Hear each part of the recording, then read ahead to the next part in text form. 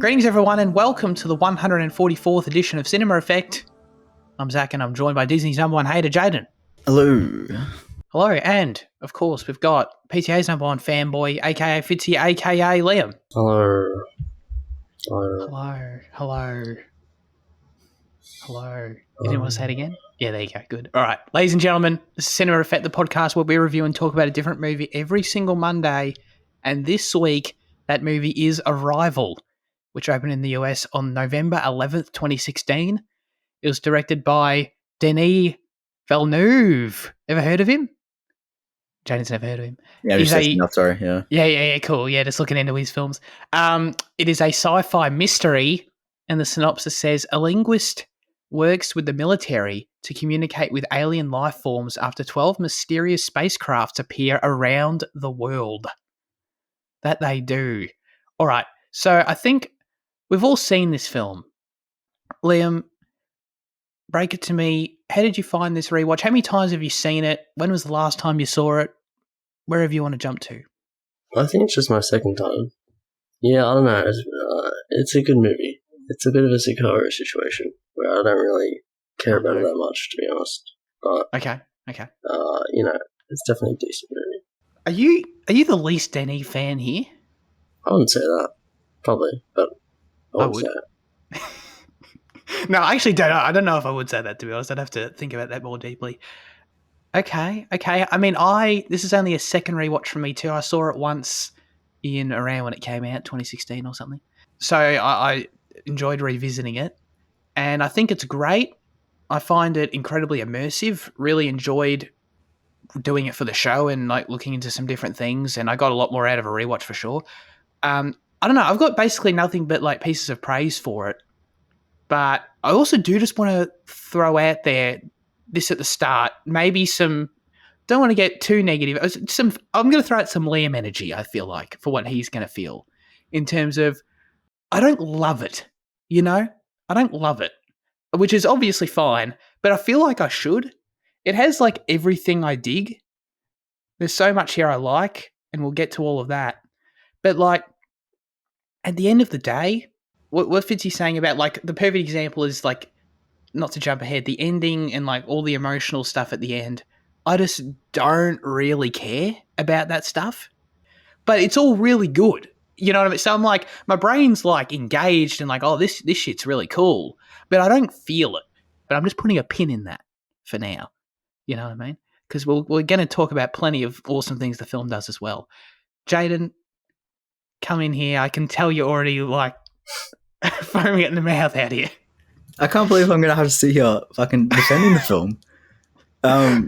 Hopefully not too much. I don't think so. This is my second rewatch as well. The first, so I had to look at our ratings prior to our rewatches, and we were all pretty much on the same page. Liam was 1 point lower. Yeah. But this fucking rewatch just completely changed me. Like I think it's just a stunningly gorgeous, beautiful film. I think everything about it is so amazing. I think every emotional impact is so fucking awesome. I think this is like the highest of high concept, like kind of sci-fi you can put to screen in like the best way possible. Before this, like this was my least favorite Denis film, I think. But now it's up to my second favorite. Wow. Yeah. I just think it's stunning in every aspect. God damn. Okay. Wow. I'm blown away. I mean, I don't disagree with you. I'm sure we're going to agree on a shitload of this. But I'm already intrigued by this dynamic here. What can I just say? What hell of a 3-year run did Denis have here, dude? Oh, yeah. He went from 2015 through 17. This man did not stop and just created banger after banger. I mean, you got 2014 in it as well. 2014? Yeah. Enemy. Wasn't that 2013? Nah, Prisoners was 2013. Really? I thought IMDb says Enemy's 2013. But is it one of those weird like? I thought it was 2014. I think it released like a few months after. Okay, no, it says 2013 as well. Okay. I mean, I actually sort of forgot. Like, actually, that's a good point because Prisoners and Enemy being like sort of the same year, sort of whatever. How did he do that? Actually, that's extended it. He's created basically 5. He's created 5 films in 5 years, and they're all bangers. You know what I mean? I don't know how this man does this. He's blowing my mind out here. This is why he's a certified ultra friend of the show. Okay, My God. Anyway, Jan has blew my mind with that. Jan's mentioned that the film's gorgeous. I assume an aspect of that to you, Jan, is visually. Would I be correct in guessing that? I'm very Yeah, glad. of course. Yeah. There's a lot to get into, but what is the one thing, in your opinion, above all else, from a visual perspective, that stood out to you on this rewatch in terms of the creation of the movie? The kind of blueness of the morning shots. Hmm. I really love. There's like this, like when Jeremy Renner and Amy Adams are having their conversation on the back of the truck. I think is like the way it was like when it's most is when it's the most. But like the way that the shell is an always ever present kind of thing in the background, and like the way it kind of just changes the landscape as well. And then like in those morning with those blue tints, I just think it's stunning. Mm. Fantastic answer, because I have some trivia here. Dirty sci-fi is what director Denis Villeneuve had told cinematographer Bradford Young to go for with the look of the film. Villeneuve wanted it to feel like this was happening on a bad Tuesday morning, like when you were a kid on the school bus on a rainy day and you dream while looking out the window at the clouds. I got exactly that. Do you think they achieved the assignment task there? Yeah, spot on. No, I totally realized your agree. shirt, by the way. Sorry, I like you have My shirt? Perth. You have Perth on your shirt. That's crazy, man. Why? I don't know, it's fucking Perth. I got a rep, dude. Don't you reckon? I don't know. Is it just the fact that it's a place, like having a place on my shirt's weird? No, it's because it's Perth, man. Like it's Okay. it's just dog water. I can't wait till you go there when you're like 45 years old and Love your it. perception of it. Yeah, you're just gonna it's gonna be fantastic. No, you probably won't. No, I totally agree. The look of the film, the cinematography wise. So Bradford Young, I was looking at him. He shot. He's a friend of the show. He shot A Most Violent Year as well. I And I love the feel look of that like movie too. Yeah. love that. And it's sort of a different look, but like sort of you can sort of see, in my opinion, you can sort of see some crossover, but it's a different feel as well. So yeah, huge shout out to him. I really enjoyed that. Some of my favorite like moments and some of my favorite shots and stuff, like when talking about the bad Tuesday morning vibe, like I think probably the first 20 minutes or so of the film is my favorite. And an aspect of that is the build up to, of course, the incredible shot of the reveal of the shell properly. But like everything sort of leading up to that, I would say in the first 15 to 20 minutes where we go to the university, there's all the news reports, seeing the chaos on the streets, being on a very ground level and immersed in that of how everyone just in a daily random university, city, street, whatever, is reacting to this news before we even understand what's happening. They very carefully don't show what the spacecraft is or what's happened. It's just there's the aliens are here and here's how people react without you even understanding anything else.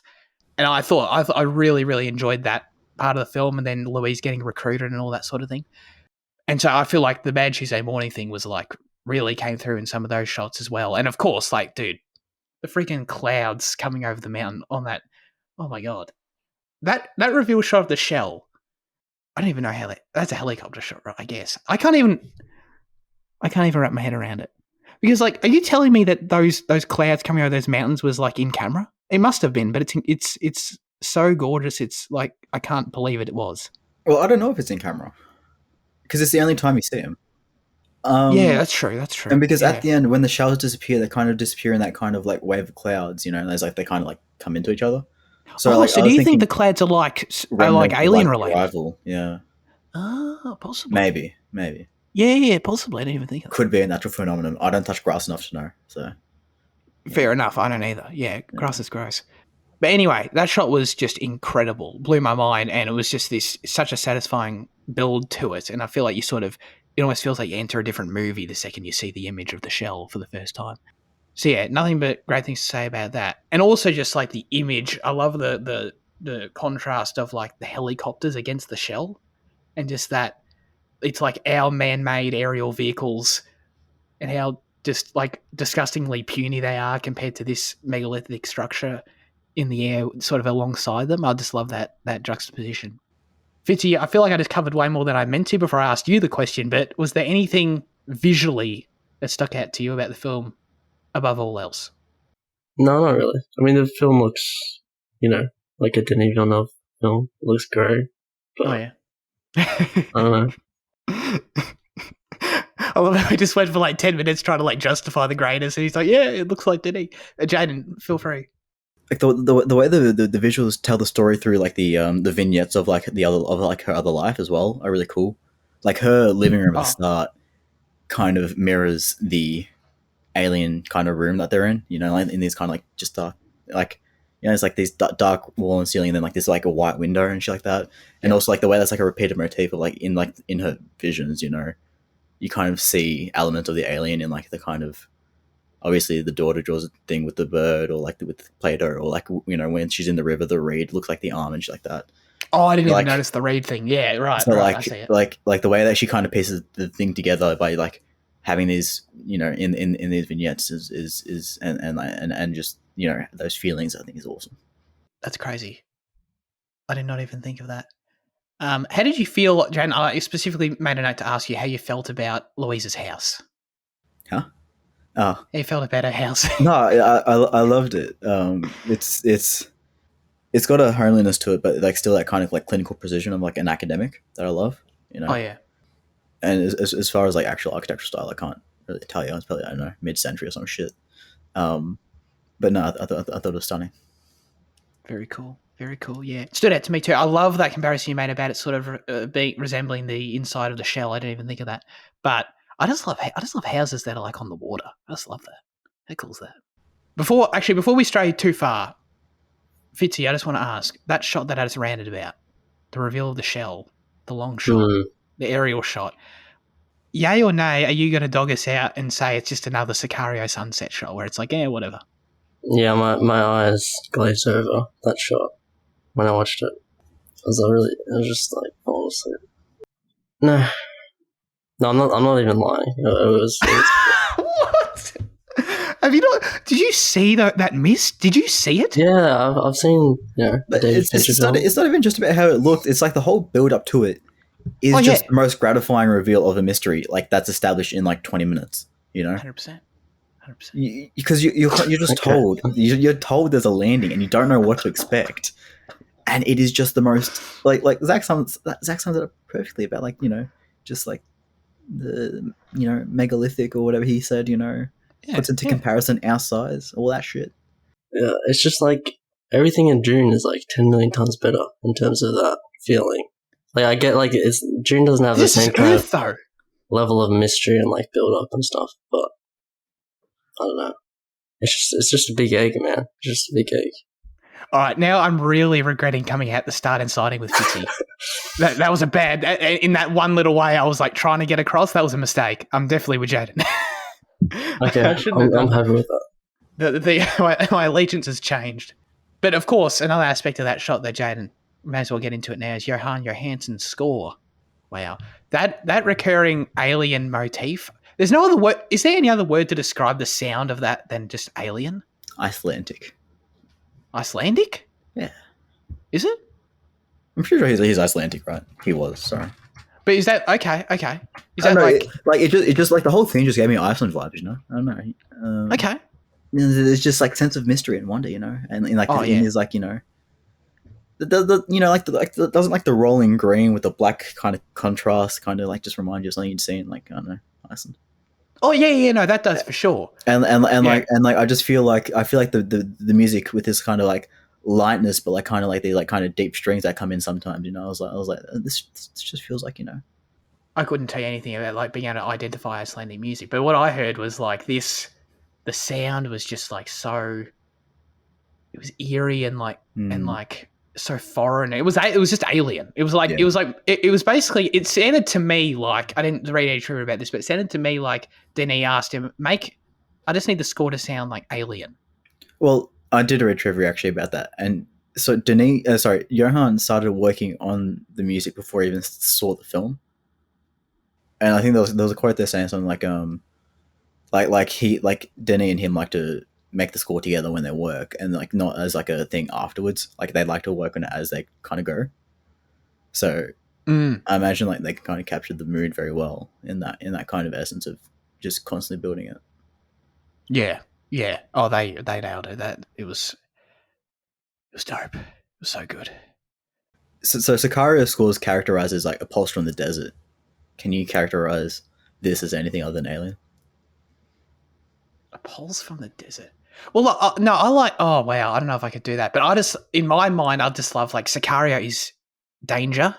What was it? Was that what it was?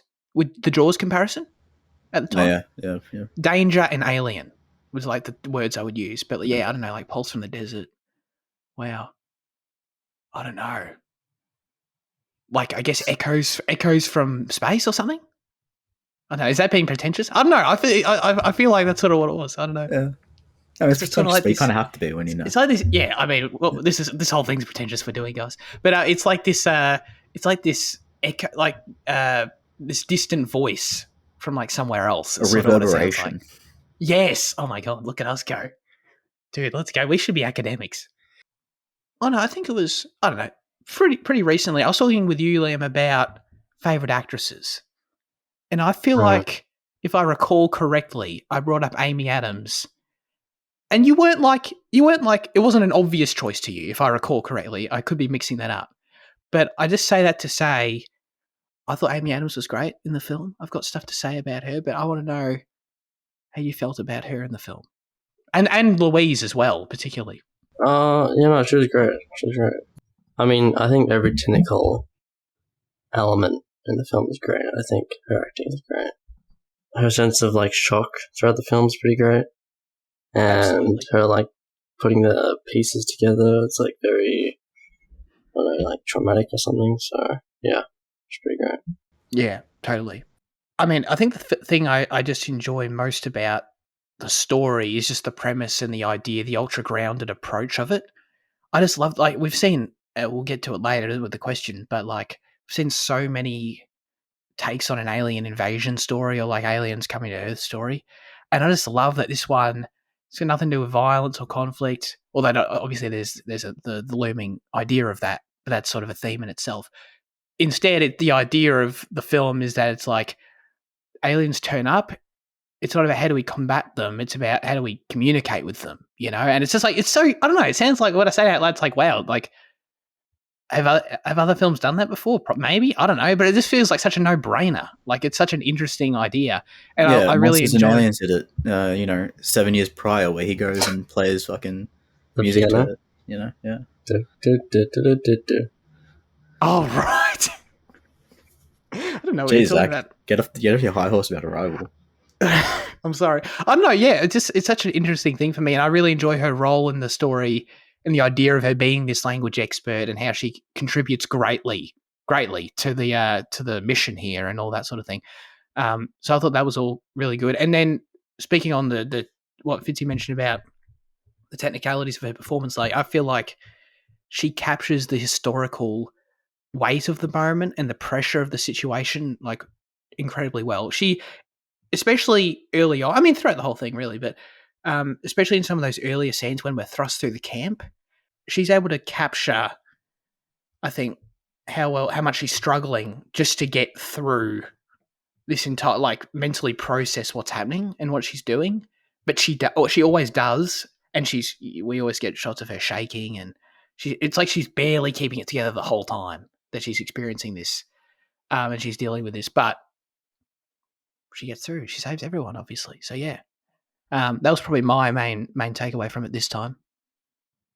Oh yeah, and just but that scene in the camp early on when that you're just getting when you take the tour through it the first time, it's a really good exposition opportunity, but it's also, I found the whole thing immersive and stressful. It's bloody, would not want to be in anyone's shoes there, including Jeremy Renner, who's also in this movie. Jan, how did you feel about Jeremy in this movie? I really liked him. I mean, he plays a much more minor role than I kind of recalled. Oh, okay. I knew they weren't co-leads, but I always thought he was kind of a more significant kind of part. But like he's kind of an ever present like thing in the background as well, kind of like the shells. But no, I like him. I like the elements that he brings to the film. I think he acts really well. Mm. I think it's very easy to see the relationship build to the point we see in those future memories. In this time, I think it's easy to see kind of where that comes from. between the two. I think they had a great chemistry. Yeah, for sure. Have we talked about Jeremy Renner before on the show? Have we reviewed Hurt a Locker. film? Oh, yeah, of course. Absolutely. And we were impressed by him then too. He's a great actor. Every single time. He's definitely not his fault. Definitely in my mind is just Hawkeye, but that's beginning to change. And like Hawkeye is like by far, I mean, not this is just like news to any film person out there, but like by far the least interesting. Like every single Well, other what about character he Born Legacy? plays. Oh yeah, no, yeah, good Yeah. point. Forgot about that one. Yeah, but almost pretty much, War Legacy notwithstanding, every other character he's played is like really interesting, and he just surprised me every time. Like before this, I'd sort of forgotten like what his character sort of was, and I just never would have believed that. Like, oh yeah, Jeremy Renner plays a really good like dorky scientist guy. You know what I mean? This guy's a total nerd. He has all these classic like nerdy like jokes and shit that are just I don't know. He's great. I really bought it, and I just thought I'd never see that, but I did. So shout out to him for sure. The alien designs of the shell. We can talk about the shell. We can talk about the heptapods themselves. They were pretty cool. They were pretty cool. I don't know. There's something about how industrial's the wrong word, right, Jaden? That's not the right word. Would No, you yeah, say? no, definitely not industrial. Definitely not. I don't know. What word would you use? Because I feel like I'm trying. I'm on the tip of something. I don't know, because it's interesting, but like kind of like the ribbed kind of like pattern in like the floor and like the kind of like encapsulates the thing. It kind of looks like it kind of looks natural, like it kind of looks like the rings of a tree in a way, and it kind of just like says to me like kind of old, like and kind of like Oh but yeah. it just kind of like it feels like a natural formation, kind of. Well, obviously because nature doesn't work in perfect lines, so it's not natural like in that sense, but like the kind of I don't know. It feels earthy. It feels I think Hmm. kind of the opposite of Okay. industrial. Okay. Yeah. But you're talking about? Are you talking about the The creatures? inside, the interior. Oh, the yeah. Gotcha. Sorry. Yeah. No, I agree with that. I totally agree with that. Yeah, I was thinking about that. My favorite aspect of such a dope visual concept is the idea of the gravity spinning as Mm. they jump up and have to do this sort of business. I thought that was so cool. I've got some trivia here. While the shape of the ship was decided early on, Denis had great difficulty imagining an interior that would allow humans to easily navigate through a steep and vertical design. So the later decision to turn gravity sideways offered an obvious and convenient solution. Not only like when someone thought of that, it was like, oh yeah, well that solves our problem. Like it goes beyond that. It's just it's such like a perfect fit for this film. It's like a moment when they do that for the first time of like wonder and like just never seen anything like it on film before. It's just like this magical moment in itself, a small moment, And is but ruined by Jeremy Renner saying, "Yeah, that just happened." I would say not. I don't think it's ruined by that. It's like the worst part of the film. That line. That line. Fair enough. Well, I'm glad that if that's the worst part. It's a pretty good film, I think. But yeah. I was wondering though. I don't know how they pulled off that shot. I feel I need to watch behind the scenes something. How did they pull off the shot where Jeremy Renner did the jump? I assume he had to be on wires or something. It was very good. He did the whole Does thing it in the cut one. between their reactions, or is it one shot? It's one shot where he makes the jump Right, but he's still and kind of lands. scrambling. Yeah. Is he? Oh, is he? Do they cut while he's still scrambling? I'm just trying to think. Do they cut to their face and then back to him? So they can. I didn't notice that, but they might have. That's something. Either way, I assume like they got the camera above and they're using wires to, and then just blue screen, I guess. Yeah, Yeah. I thought it was very well done. Anyway, yeah, it wasn't taken out of by any weird cuts or anything like that. Yeah, it was very very good. What else we got here for the? Oh yeah, director Denis Villeneuve and screenwriter Eric Heiserer, I think that's right, created a fully functioning visual alien language. Both of them and their teams managed to create a logogram Bible, which included over 100 different completely operative logograms, 71 of which are actually featured in the movie. So this is, of course, in reference to the aliens' language being like these circular symbols, which were Really cool idea. And I was just, I must say, like in the context of the story, I was just super impressed that they managed to, like when they start using the tablet to like construct symbols to speak with them. I was just impressed by that. I don't even know. I don't think. I'd like to think. I don't know if humans could actually do that. You know what I mean? How, like Well, the actually thing come up is, with the symbols that quick and figure that out. linguists do like they constantly linguists all like consistently amaze me. Like the fact that you can just create a language, like the fact that people created Dothraki, the fact that people created Elvish, Right? Yeah. you I know, agree with that. That's crazy. like the fact that you can just create a language and learn it is nuts. Oh, I totally agree with that. But like, I mean, that's the whole point of this film. but it still blows my mind. Like Louise is obviously, and it's totally earned in the film. Like I'm not suggesting that it's like a criticism or that took me out or anything. I'm just like genuinely impressed by how Louise was able to figure out. Was it like? Are we meant to think it was like a couple of weeks, maybe a few No, a weeks? few months. Or was it a few months? It definitely would have been at least 2, because she mentions that like it's going to take at least 1 month for it to be basic vocab, and Oh then at yeah. least another before they can start even thinking about asking the question. So I'd probably expect about 2 months. Okay. All right. Well, either way, still like for them to be able to come up with and understand what symbols mean what, and be able to get rough translations out, is super cool. Yeah, in that time. One thing I definitely noticed on this particular viewing is an aspect that I think the film is commenting on is how much society is affected by the arrival, and we see that constantly in the film. The news reports are very common, sort of sprinkled throughout. We get glimpses to the. I mean, obviously at the start through Amy Adams, we see the sort of everyone freaking out at the moment they arrive, which is the way that was played. I sort of understood. Like this is obviously a historical event, and everyone's like, "All right, well, let's just peace out. We don't know what's going on here."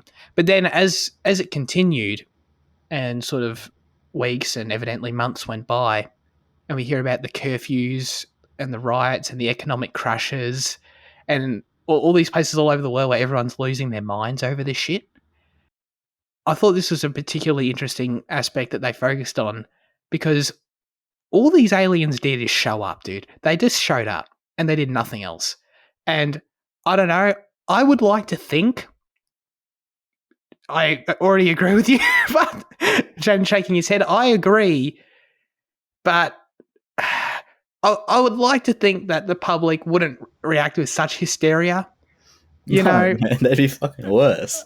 probably, man. That was one aspect of the film that really stuck out to me because it upset me a little bit. Not like genuinely, but I was just sort of like eye roll, like, oh my god, like, please don't tell. Yeah, but unfortunately, I think that's what would happen. Everyone freaking out, they're going to die. Just, I don't know. I think it speaks to how scared we are, how fearful we are as human beings, as a race, and it's just like I don't know, man. Personally, I don't mean to sound like high and mighty or anything, but personally, I'd just be like, I'd be very open minded about it. Honestly, they're here, they're doing literally nothing. Let's let them. The experts will figure it out. You know what I mean? It's fine. Let's chill out. Yeah, but I think like I think a lot of the anxiety emerges not from they covered in the film, like in the guy that's talking with his conspiracy theory podcast. It doesn't emerge from just the presence of the aliens. It's also what are the government going to do with the aliens, you know? And do you trust the Right. government with the aliens? And I think at that point I'd start saying no, I don't trust fucking these people. You No. trust fucking Turnbull and whatnot to fucking go there and have a chat with aliens. No. You trust Definitely not. fucking Joe Biden and all that shit to go talk with aliens? No. No, I agree with that. But then I would argue but the fear of that is also just, it's sort of no different. Yeah. You know what I mean? It's sort of just, it's all just creates the same negative outcome, really. But I do understand, like, it is a different path to get there. So I sort of do understand that logic. But yeah, I don't know. Like, the second, when the word weapon gets brought up, I think it was the Chinese were the ones first to get the word weapon, and then they shut down from helping everyone. They cut themselves off. I think it was.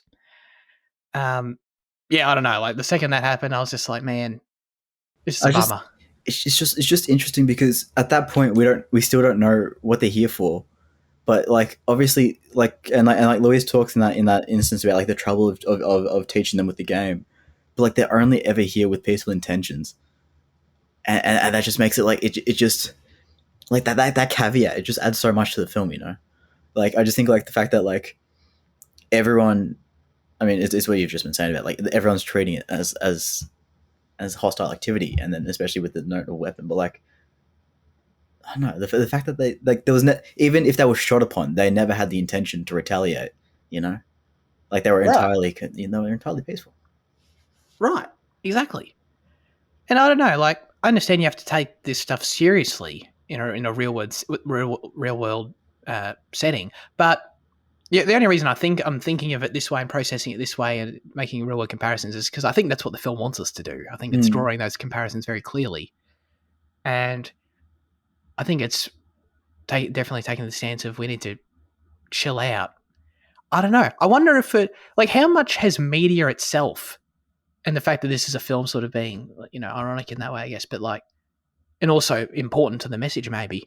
Like how much has media itself influenced our stance that like the idea of alien invasion is associated with I just use the word invasion, that's all you need to know. Well, I Like think it goes back to 1938 with Orson Welles' radio broadcast of War of the Worlds that kind of caused mass hysteria there. right, right, yeah. I mean that's troubling. I don't know, because I just wonder if without media's role in that, would the reaction be the same? I don't know, Yes, because you think so? humans as a race have this like just instinctive hate towards the other, Yeah, it's and just true. like this kind of foreignness. Yeah, that's true. That's a good point. It's upsetting because the idea in itself of all fiction and everything aside, like the idea itself of aliens or another race turning up on our Another race is doorstep. not alien. What? You said aliens or another race. Oh, yeah, aliens. Well, they turn up on our doorstep as they do. They just show up with their craft. Like they could be here for literally any reason.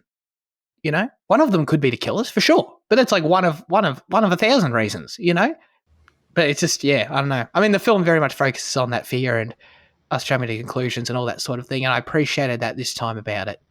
And it was one of my main takeaways of just like hoping for humanity a little bit more, but humanity sucks. So what am I talking about? You know? just like while we're talking about it, I just realized like that since they have an understanding of time of like what's happening in the future and all that shit, Abbott knew he was going to die, and he still allowed them to plant the bomb, which goes to like that final like kind of like line from Amy, which is all like, you know, if you knew what would happen in the future, would you try to change it? And she's like, I try to be a bit more kind. And I guess that's what Abbott was doing by saving them, but he still let the bomb be planted. He still died for it, you know. So I actually didn't understand what the deal with the bomb was. Why was the bomb there? So he was so that was the soldier that was watching the conspiracy podcast, and he's all like, you know, we don't know what the government's doing, we don't know what they're doing with like, you know, that we should be up there, you know, getting rid of them now. So he was just being, you know, he was watching a bit too much Alex Jones, he was listening to too much Kanye, you know, he was like, he was on the path out, you know, and he was just a scared dude, pretty much. But scared Okay. people do So- dumb shit, and So they kill people. Ian and Louise didn't know the bomb was there. No, Okay, I thought the way it was shot, it sort of looked like it was in plain view of them. well, I just Like think they could just turn around and look at it. they assumed it was tech from their other setup. I think Okay, is what all it right. is. No, fair enough. Okay. Yeah, I was sort of just because I thought they brought it there deliberately for some reason. I didn't miss. Okay, that makes sense. What about sorry, just what about Go for it. Forrest? I feel like we haven't talked about him. I think he's actually good in something Forrest. for once, you know. Whoa! Shots That's fired. harsh, but I mean, like, I think we all know his history as Do we? as Saul. I think it's pretty. Got it. It's Yeah, pretty average as Saul. But, it really is. I'm sorry. Sorry, Forrest. But, you know, I'm thoroughly impressed by him here. No, I was too. I thought he was really good. I more so like I think he just played the character really well. I really like the character. Relatable position. Restrained for a military general. Exactly. And I liked the dynamic of him having to constantly like his whole thing is that he has to keep Washington at bay, basically. He has to keep the president and everyone else at bay, and he has to play with like translating what Louise is trying to achieve to them and the guys who make the decisions above him. Like, that's a complex thing to play with. And even though it's not like the main focus or anything, every sort of time it comes up, I thought it was really cool. Like when she has to, it just, I think it's just a really clever way to do the scene where like she explains like the breaking down of a sentence, and Mm. and that was just a really good scene because I would have thought of any of that, and it made me understand some of the linguist side of it. But then also it makes sense for Forrest's character. I feel like we got a bit of development with him, understood more where he was coming from at the same time. So it all worked together well. Yeah, I like that a lot. What's your favourite Forrest Whitaker performance, Liam? I actually just looked at his filmography and I can't remember anything. No offense, Forrest. I don't know, probably this one, I guess. Yeah, it's pretty good. He's like a good middleman. Yeah, exactly. He's pretty good in Phone Booth as well as like the kind of as the detective that kind of has to like talk to Colin Farrell. You know, Oh, okay. Liam, you've seen that, yeah? Yeah, I don't really remember, but yeah. Fitzy, do you recall? Well, what is your relationship with everything we learn about time in the film, about it working non-linearly, and sort of the twist of why the aliens are here, how Louise's relationship with time and the flashbacks are explained? Did you see it coming the first time, if you can even remember? What was it like on a rewatch, re-experiencing that, if you remembered it, or how you felt about that after walking away from the film this time? No, I don't think I saw it coming. I don't think you can see it coming. It's pretty hard to see it coming, but yeah, it's pretty cool. So like, I guess like the emotional like way to the end is like she chooses to like follow through with having the daughter, which is kind of what that all ends up meaning, I guess. Which is pretty cool. I think that worked. Yeah. Yeah, totally. Did you read in the trivia, sorry, about like the way the daughter dies in the book is that it's just from like a rock climbing accident or some shit? Like it's just something much more mundane. And like that like adds to like the sinister like how sinister like it is, like about like how like she Oh, lets it happen still. Like, you know, like in this she has a terminal disease and like you can't really do too much about that. But whereas in the book, it's just like a very average death that you could do everything to say don't go on that walk or don't go do this or that's whatever. crazy. Interesting. See, that's more interesting thematically in terms of, yeah, like Yeah. you can make it, you can stop that Yeah. theoretically. But I wonder if like translating that to screen is sort of a bit clumsy. I think you lose a lot of what Louise is about. I feel like you lose a certain softness with it if you go that dark. And people are going to be confused by that, of just like, why the fuck didn't she just stop it? Yeah. It's probably a bit too much. I can see, yeah. Oh, that's so interesting. Wow. Knowing, yeah, I can't even imagine like knowing your daughter's going to die of this disease.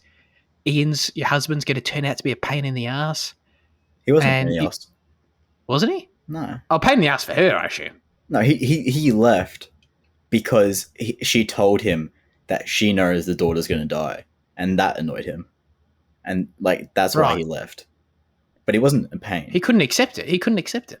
Yeah, obviously, if your daughter's going to die, and you know she's complacent to do nothing. Yeah. It's tricky, for sure. Yeah. I was definitely a bit hard on Ian there. Just want to acknowledge that. But yeah, the fact she's able to embrace it anyway, everything that happens, that's, I don't know. It's pretty crazy. This is again some Tenet shit, you know.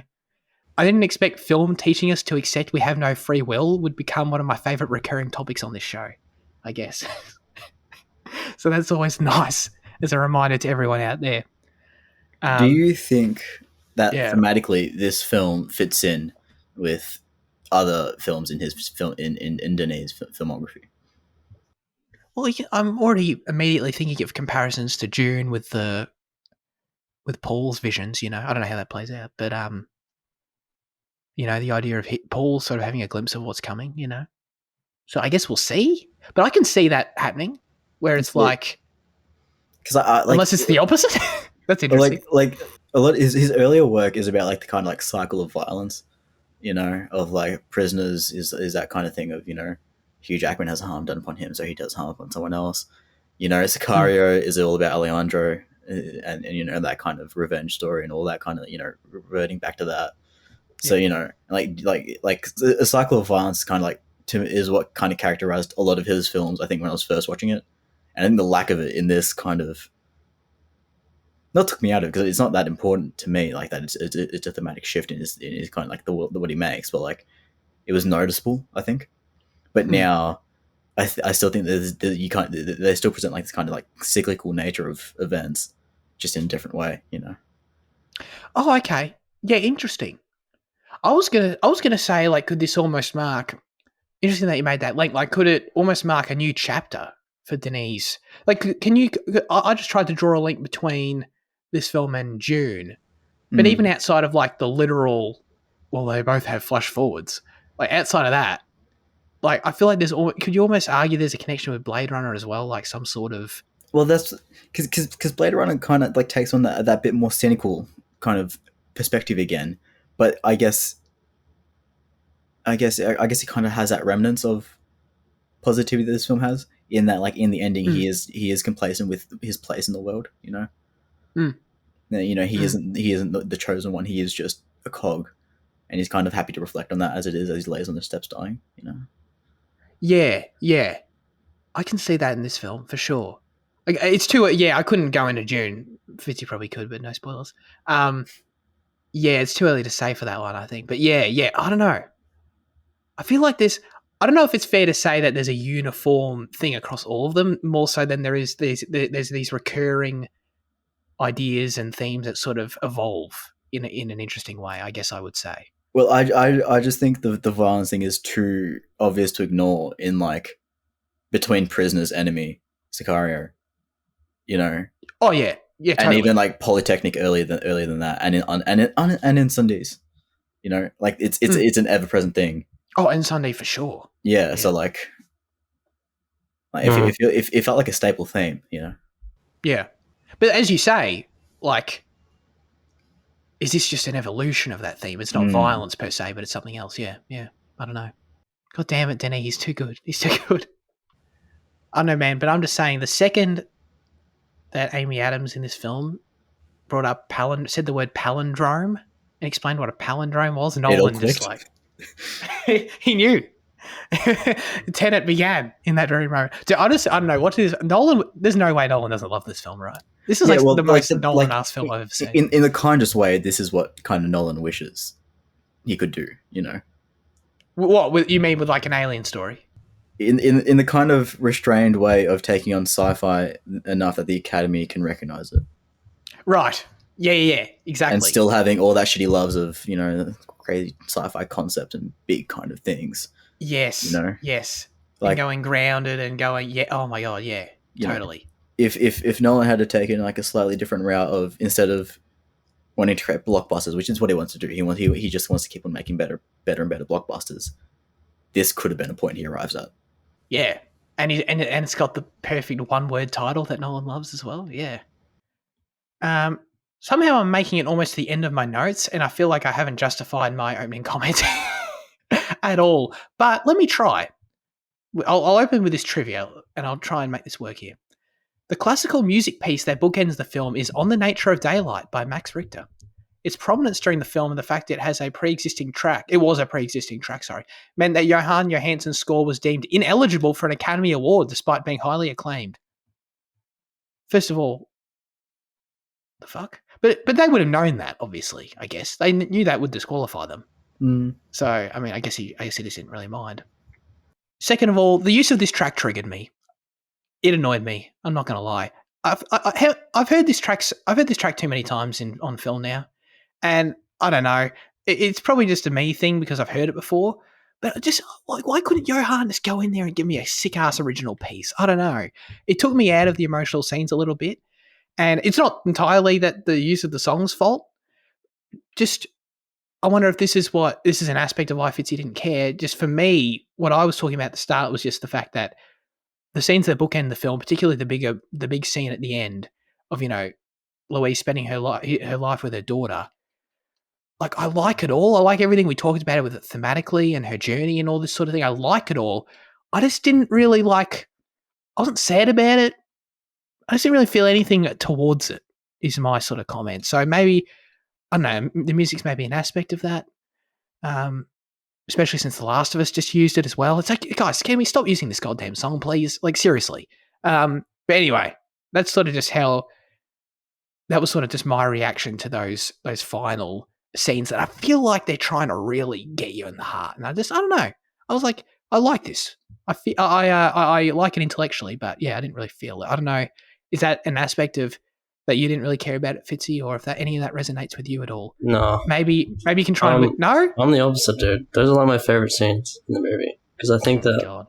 Johansson, he's not a great. He's good at ambient sounds, and he's good at like bringing in atmosphere, but his soundtracks don't like give that final emotional punch. You know, they're not like final songs or like a good theme song for a movie. So you really needed that in this film to like deliver it. Yeah. Right. Okay.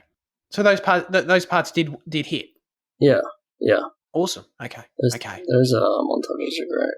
They're probably the best part for me. Wow. Okay. But the Yeah, I was emotional confident. parts Wow. Okay. are probably the best parts for me. Like most of the film, I guess if I had to like explain it, I'd say most of the film is very like droning and like ambient, and there's a lot of cloud and stuff. It kind of all just meshes together. But then when the film actually goes for something like that, that's when I connect with it more, I guess. Yeah. Okay. I see. That's interesting. Jan, how do you feel about those montages? Everything we just said.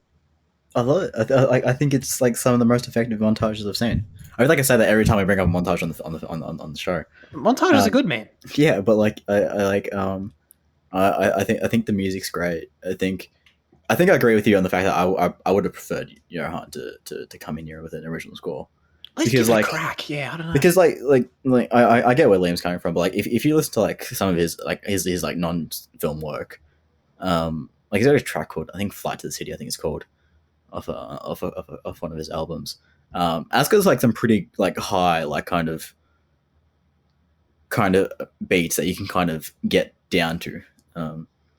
So like he can mirror that in this is what I'm saying. Like he's obviously more than capable of it. Right. But at the same time, Liam's obviously right because that's the reason that he stepped off from Blade Runner, because he wasn't able to achieve those kind of massive hits the way that Zimmer would. Interesting part. I just feel like his music it blends in with the film. It doesn't really stand out on its own as much. Like I can listen to the Blade Runner 2049 soundtrack by itself, like Tears and Rain and Misa. Those things kind of stand up on their own. I'm never going to listen to the Arrival, soundtrack by itself, but I will listen to The Nature of Daylight. Like I have in the past, like that's. Yeah, I understand what you mean. I understand what you mean, though. That different quality about it, but I don't think that takes away. Like, if anything, it doesn't make it any better or worse. It's just it's a film score. You know what I mean? I don't know if that's a quality. I mean, I get what you're saying. Like independent as music, that's totally fair. But like as a quality of it being the score to this film, I don't think it's not a negative. But yeah, it's not a negative, but like Hans Zimmer's scores, they also blend in with the film and they have a punch to them. They work as both, right? Yeah. They just have like they just work on both levels, and this guy's scores doesn't. This guy out here. Yeah. No, that does make sense to me. I understand that. But I don't know what else was it that there was a letterbox list of films that have used On the Nature of Daylight, and I'd recognized a few of them. It wasn't just this. And I was like, oh, yeah, right. I remember that. Well, like it's a popular theme, but I think this is the movie where I remember it the most from, because it just feels very like cyclical and like just fitting for the themes of the film, I guess. It feels like it fits in, yeah. Yeah, like, it doesn't feel like some random like classical piece they just kind of wedged in, No, that's totally true. No, that is totally true. Oh, the other film I've seen is Togo that uses it. That's such a random pick. Oh, and Shutter Island does it too. Really? Holy shit! And I didn't even remember that. I was thinking of Togo, which is just a random pull. Yeah, so I've literally heard this now in four on screen things, which I don't know, to me is too much. But also, I must admit, I actually agree with you there, Liam. But like, it probably just doesn't help just on a personal level that I literally heard it a few weeks ago. Hold on, which So- Last of Us episode use it? Episode 3 uses it when the montage Right, on the last day. correct. It's like, yes. yeah, all right, guys. No. Yeah. If anything, maybe I should be directing my anger towards Gustavo and make him write another piece other than Johan. What's he doing? Yeah, I mean, he could easily bang out something, man. Come on, mate. Seriously. Actually, you know what? I'm pointing the wrong finger at the wrong person. Old mate, they should have come up with. They shouldn't have used it. You know what I mean? Yeah, Johan was fine. They were fine using it. Yeah, I I agree don't with know. that. All right. The only other little bit of trivia I have here is the original name for this film was Story of Your Life, which was the name of the novella.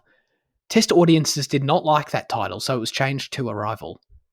This I would think was a good decision because Story of Your Life would be a terrible title for this movie.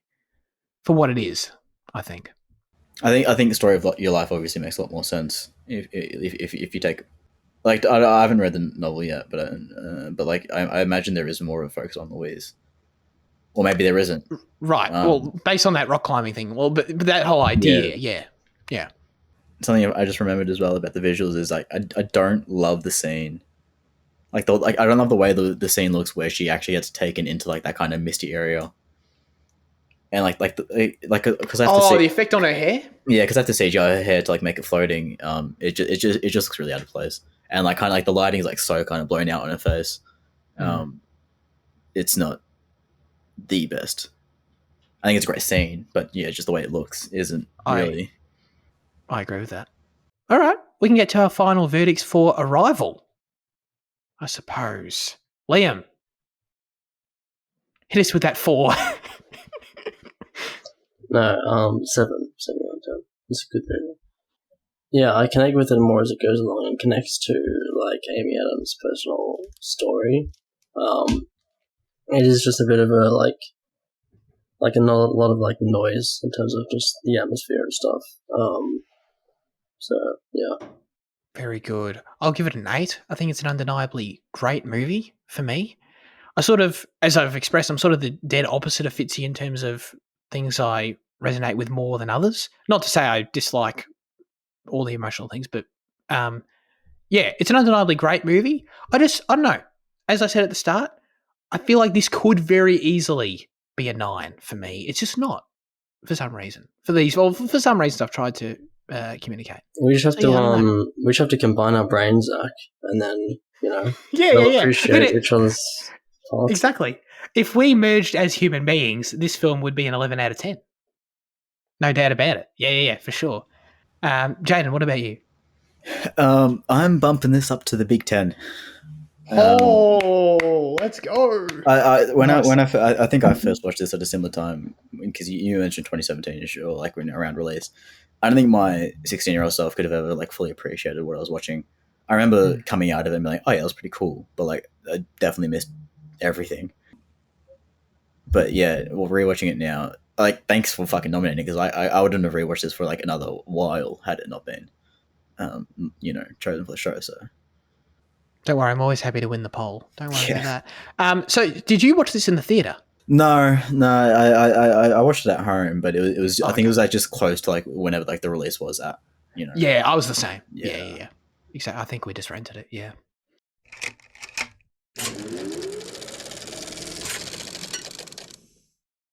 Let's get into a very quick news chat. We got one story, and that story is the Succession final season trailer.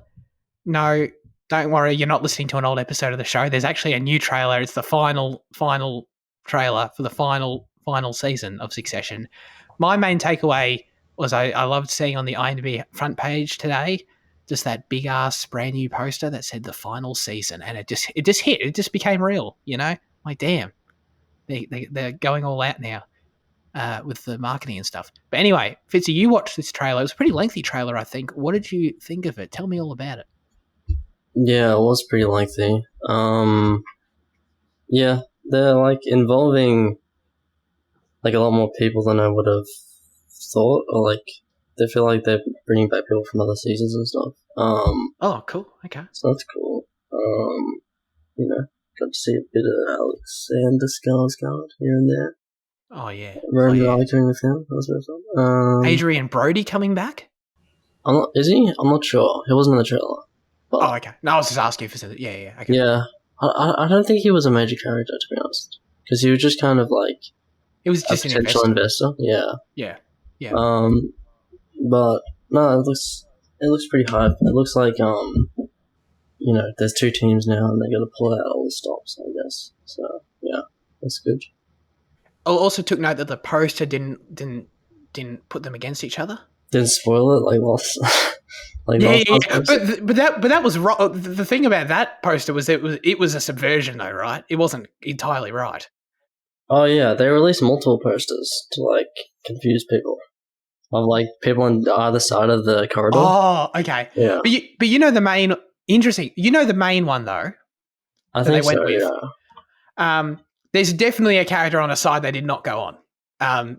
Because as someone who watched it late, when I got to season 3 and that became like my thumbnail image, I was like, really? What? Are they seriously doing this right now? But it was not entirely accurate. I assume, I think I didn't know yeah. they did that obviously on purpose. Yeah, Okay. which is good to know. But I'm just saying, this poster doesn't put them on any side. They're all just standing there, so True. they're not even going to bother trying to mess with us. Very, very good. I'm very much looking forward to it. Only a few weeks away. Guys, March is crazy. I can't even do this. How we got Succession. We got Ted Lasso. We got The Mandalorian continuing. We got The Last of Us ending. John Wick comes out. I can't even do this. I don't think I'm going to be able to survive this month. Out. What was that? Oh, Scream 6. Yeah. Yeah. Yep. I don't know how we're going to survive this month, man. It's going to be wild.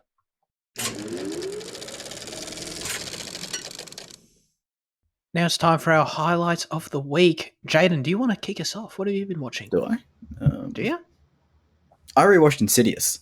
And this isn't so much about watching Insidious as it is just appreciating James Wan. Like he is, like I just feel like in the talk of kind of iconic directors of the modern age or whatever, he is just constantly neglected because he's a genre maker. He's a horror. He's a horror director. But he is responsible for 3 of the biggest modern horror franchises. You have Saw, Insidious, and Conjuring. His impact on modern horror kind of can't really be understated. In like The Conjuring is kind of a turning point in like the kind of revival of mainstream horror. I think. I'm sure that'd be disputed, but I'll always stand by that point. And you just don't hear him talked about. He did Fast 7, which got him some traction. And like he worked on other projects Malignant, got was obviously did well when it came out and all that. But like when you say his name, it doesn't have like the same like respect or connotation of like these other great filmmakers at the time. But like he is doing just as much, if not way fucking more work than them, because outside of his directing, which he does quite a bit of directing, in the franchises he makes, but he then also just continues to produce in those kind of series and in horror in general. And like he is just a massive presence on the scene, and he's just doing so much, and he's just untalked about. Obviously, a lot of credit has to go to one of his partners that he works with as well, Lee Winnell, who's kind of is always there beside him. And he's done his own stuff in like The Invisible Man and Upgrade and all that. He's also just is also fucking awesome as well. But yeah, these 2 guys just seriously, they need more attention. Sure. How much does Aquaman hurt James Wan's I credibility understand amongst? Aquaman. Oh yeah, but like, how much do you think that has influenced people's perception of him? Like, oh yeah, but he just did Aquaman. It really shouldn't, because I think if anything, you would say like the same thing of him going to do Fast and Furious. But if you look at some of the discussion around Fast and Furious 7, people often cite it as one of the best ones, and people often say that him coming into the franchise is one of the greatest things for the films at that time. So him doing Aquaman really shouldn't be anything too, degrading for his career or whatever. No, is 7 the only Fast he did? Yes. Okay. I'm not sure if he produced on the other ones, maybe, but that's the only one he directed. Interesting. Okay. And so when did Insidious come out? Where does that sit? So Insidious was 2010. So Saw was 2004 or 5. Yeah. Insidious was 2010, and then Conjuring was 2013. Okay. So it was like the build up to him doing The Conjuring. Yeah, so like, but even then, like, even while he was producing on all the Saw films. Wait, 2, 3, 4, 5. Yeah, he's been like, so even during this time, he was producing on Saw all that time. He's been producing on all the other Conjuring verse films, on all these other indie projects. You know, I mean, not indie projects, but all these other horror projects as well. Like he produced Megan recently, and and stuff Oh yeah, like There's Someone in Your House and Demonic and all that shit. Like he's constantly working in the scene and he's constantly doing great things in the scene. So There's Someone Inside Your House is a big fucking misstep, but we can ignore that in in all the other shit he's done. I see. Okay, huge shout out to James Wan. We got to review one of his And he's films. Australian, 100%, 100%. We got to Wait, review what? one of his films. We should. Well, he's Indonesian, but he's born and raised Australian. Oh, wow. We got to do Aquaman 2 as his first film We on the cannot show. do that as his first film. But don't even watch the first one though. We need to do The Conjuring. I think that'd be a great step in the direction of your horror. I've seen The Conjuring. Have you? Yeah. Ah, shit. All right. Yeah. Fuck it, let's do it again. Let's do it again. Well, as a franchise, isn't there like? But if you count like Annabelle and shit, isn't there like 6? 7 odd. Wow. 3 Annabelles, 2 Conjurings, The Nun. Wait, hold on. 3, 2. Oh, the Nun. La Llorona. Wow. And then Conjuring. Oh, Conjuring 3. Sorry, as well. I forgot about that one. Wow. See, The Conjuring 3 he didn't direct. Downhill in quality. There you go. That's all you need to know. Very nice. Shout out to James Wan, of course. This week we finished Atypical, which is this Netflix show, and we've been watching this show for like 4 years. I'm not even joking. I think we stopped watching it in 2020 for no reason. The show was always enjoyable. Just, I don't know, just fell off. Just, I don't know. Don't know what happened. Couldn't even begin to describe it. And then literally just a couple of weeks ago, we were just like, should we just go back to that? And yeah, we just jumped right back in the middle. Took a little bit of getting back into it of like, what the hell is happening again? But managed to tread water there in the deep end for a little bit and finish the show. It's not long at all. I've got no idea why we stopped now that I finished it because it's really good. It's really entertaining. And I'd recommend it to everyone, really. It's just a really fun watch, really good characters. I don't think it's as good technically as Ted Lasso, but it gives me Ted Lasso vibes in terms of like, if you like Ted Lasso, something that's like just wholesome, funny, but also has a lot of heart and some really good character development as well. Like if you like Ted Lasso, this show's way up your alley for sure. I'd definitely recommend it. So I guess am I really just recommending to Andy right now? Is that what I'm doing? So yeah, for that reason, Atypical was a really good show on Netflix. You should check it out. One of the better Netflix shows I've seen recently. Even though it ended, I think, a couple of years ago now. Fitzy, you've seen a bit of this show, right? I think we talked about this. Yeah, I've seen it. 2 seasons. But you fell off too? Yeah. I would I recommend think it. I fell off when he went to college. I think that's when I fell off. Yeah, we were about there too. Yeah. No, I'd recommend going back to it if you want because, like I said, Ted Lasso vibes for me for sure. But what have you been watching? So mainly I've been watching this reality TV show called Below Deck. I don't know if you guys have heard of it, but Oh, is that the one about like all the staff that work on boats? yeah. There's a new Okay. season coming out soon, isn't there? Is it? But are there multiple of them? Like set in different places? Like where, or is it just the one? So there's like 10 seasons of Below Deck and then like 10 of like 7 or something of Mediterranean, but the Below Deck season is set in like so I watched like 3 seasons from like 5 to 8 or something like that. Oh wow. And one of them was like in Barbados, and then they had like floodings there, so they moved south or something, and then they moved to the Caribbean, the Mediterranean. So they go kind of all over the place. Okay. I don't know, it's a pretty entertaining show. So I've just been watching that. Picture in picture, yeah. It's a reality show. Like, what does it remind you most of? Like, it's not a competition or anything. Is it just like equivalent to, I don't know, like one of those like E shows or something? What's that? E-shows? What's that? Like Channel E, like I don't know, like goddamn, like Jen, what's the example that I'm trying to? The way since it's staff, like I imagine it kind of being like Vanderpump Rules. Right, exactly. That's exactly what I mean. Yeah. Okay. I don't know what that is, but They work at a restaurant, right?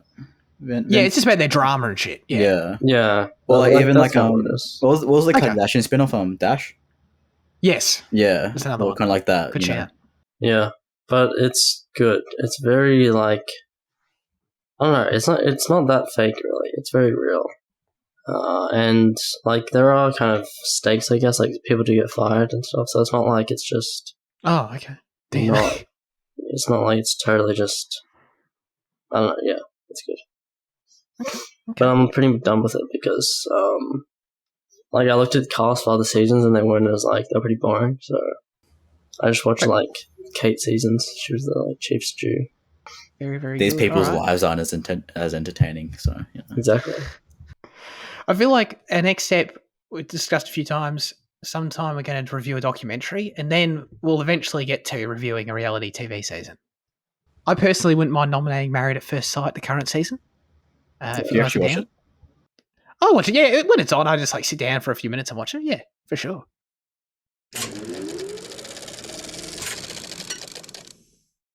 Now comes the segment where we hand the show over to you with our question of the show. Last week we asked you, what is the most efficient alien invasion in fiction? Whoa. Andy said, has there been an alien invasion that is actually really well done?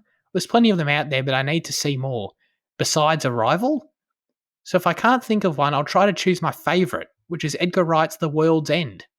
And I'm not only saying this because the director himself has replied to me on an Instagram post before, which is still my favourite fact of all time. A Quiet Place is also quite efficient, actually, but I feel like this is going to be someone else's answer. Well, hang on. First, on The World's End. Oh, I should say, Luke also said The World's End. He wrote in with that as well. Thank you, Luke. I don't recall the situation surrounding that particular invasion. Was there? They were like disguised as humans, right? Yeah, so everyone in the small town had been replaced by the alien robot things, and then by the end of it, Oh yeah, they were robots. Yeah, you know, they don't solve the issue. It just goes into like an actual like apocalypse type thing. yeah. So it totally works. The invasion was successful, you would say. Yeah, because that's right. Because then the final scene is like a post-apocalyptic thing, right? So I would say successful invasion. I would say that's a good answer for the question. Very efficient. No one really knew about it. As for A Quiet Place, I guess that is quite efficient too, yeah. I mean, that literally happens in Nailed like 2 hours. Yeah. Yeah, they nailed it. Yeah. Good for them. There's a fair few good ones, I guess. Aiden said, to be honest, Sentinel Prime's Decepticon invasion of Chicago was pretty efficient. They razed the whole city in basically a day. Jaden, thoughts on this? This is, of course, the Transformers Dark of the Moon. It's perfect. Like the planning down to a T, man. Like that was executed perfectly. They nailed it. Yeah. That's your favourite one, right? Dark of the Moon? I think it's everyone's favorite one because like it is just like factually like the best one. Got it. Okay. I'm not going to lie. As time goes on, I sort of want to revisit these movies. I'm not going to lie. Because I saw Dark of the Moon in the cinema and I liked it at the time, but like, I don't know. I've got no context anymore. Aiden also said the original Cloverfield takes place over 12 hours or something, I think. New York got pretty messed up in that time. You see, Cloverfield wouldn't call invasion, but No? point Why's stands. For law reasons. But is that a technicality or did they actually not invade? Well, it's not a they, it's a it. And it's kind of confusing, I think. So what was the outcome of this? The outcome, I can't recall. Probably time I'll do a Cloverfield rewatch, actually. Do you know, like, in the universe, like, what happened? Was it just like an attack and then everyone was fine? Or like... Well, doesn't 10 Cloverfield kind of... Isn't that... No. It's not? Cloverfield Paradox addresses it, kind of. Actually, hold on. I can never remember. Is 10 Cloverfield meant to be a sequel of Spiritual, which is kind of like... thing? It's not in the same universe, if I remember correctly. Right, that's what I thought, yeah. Which is weird. Yeah, so... I'm pretty sure the outcome of the attack is pretty null. Right. And it's not really okay. an attack, if I remember correctly from more Cloverfield Paradox. Okay. So not a great invasion necessarily. No. But great movie though. Which one? Cloverfield. Okay, right. Yeah, I had 10 Cloverfield Lane as a possible too, because I didn't remember. So if it's different in that universe, we don't really know though, because the ship's just sort of over the city, right? It looks kind of grim. It does, but it's a bit vague. We don't really understand, like, for all we know, the next day they get shot down and everything's fine. Mm. So it's a bit, okay, it's left bit up in the air, I guess, in that one. Fair enough. I was thinking when trying to come up with my answer, first of all, Arrival is the best outcome for humanity Oh yeah. by far. That was great. Great for us. Dude, I can't believe I didn't even bring this up in the review section. From Arrival, not only did nothing bad happen, human beings gained the ability to think non-linearly from this. Talk about, I know that's the whole point of them giving us that gift. Pretty cool. You know what I mean? It's like they gave us they gave us some sort of perk, you know? It's pretty sweet, I reckon. Well, I mean, I wonder, it's how still does it disturbing. change society, you know? Well, I think it's going to be reserved for a very few special people. Obviously, you can't give that to the masses. But Or Amy Adams, Amy Adams was She wrote a book teaching on it. people how to Yeah, the that's right. language. Yeah. Yeah, she wants everyone to be able to think non-linearly. She's all about it. Yeah. That's like a moral and philosophical conundrum of like, should you be sharing this ability with people? Well, it's just strange because at the end, the Chinese fella says that I'll never understand how you knew those words or whatever. I think that was bullshit, though, don't you? No, I think. I think he understood that him about to tell her is exactly how she'll know. Oh, right. Correct. I think. Yeah. That's how I read it. Because then he very deliberately goes, I'll never understand, and then just like very slowly says them to it. Like, I think he knows what he's doing. Yeah. Yeah. Which is nice of him. Good old General Shane. Good for him, by the way. I can't believe I didn't mention him. Shout out to General Shane. Anyway, I don't know how we went back to the Arrival review, but yeah. I was thinking Oblivion. That was a totally successful invasion, right? I know it came back around. They ended up blowing up the mothership or whatever it was at the end. But from where we start, spoilers. But from where we are at the start, successful. They nailed it. Well, the other thing I was trying to think because like that was a potential for me. How long does it last though? It's not very long because obviously Ethan is not Ethan. That's Mission Impossible. Tom Cruise's character is like the astronaut that goes up and then comes back down, and the people on Earth still know who he is. So it's obviously not that long. Right, good point. Probably is it like it would 20 years at most? 10, 20 years, yeah. Yeah. So maybe you got to consider that too. It's like longevity of the invasion state. Not great in Oblivion. Yeah, good point. Okay. As far as we know, A Quiet Place is indefinite, unless something changes that. So I guess you got to give to A Quiet Place over Oblivion for sure. Okay. And The World's End 2 is also indefinite. So yeah, okay. Interesting. What about you, Fitzy? What do you got in mind for this? I don't know. So, first of all, Jaden can have a bit of this, but I feel like whenever the Cybermen are in Doctor Who, they pretty much like take over the world almost instantaneously. Like they're really good at that shit. But other than that, this is a bit petty, but the question was most efficient invasion, and I was thinking like, okay, so most efficient invasion could mean like, how well they take over the world and like how quickly they do and that kind of thing. But it could also mean like how much of the species like resources do they use to Sure. to take over the world. And I feel like in Edge of Tomorrow, right, there could be like a million of those like Omega things. And they just like send one and it's efficient because this guy has all the tools. He has like all the time travel tools. So they only really need one guy to just go there and then, do an infinite war thing. Which seems like it goes on forever, but really it's just a day, So yeah. Edge of Tomorrow. Yeah. That's a good one. So yeah, the invasion itself, to be clear, was a total fuck up. They didn't get much past Europe, but Sure. Good point. But they only had to use one person, and it took one day, and they had a pretty good crack, and they could just try again if they want. Part 2's coming out. Unfortunately, they run into Tom Cruise. So. Yeah, right. Exactly. That was their mistake. Yeah, and they can just have another go at it. So it's fine. Yeah. Good point.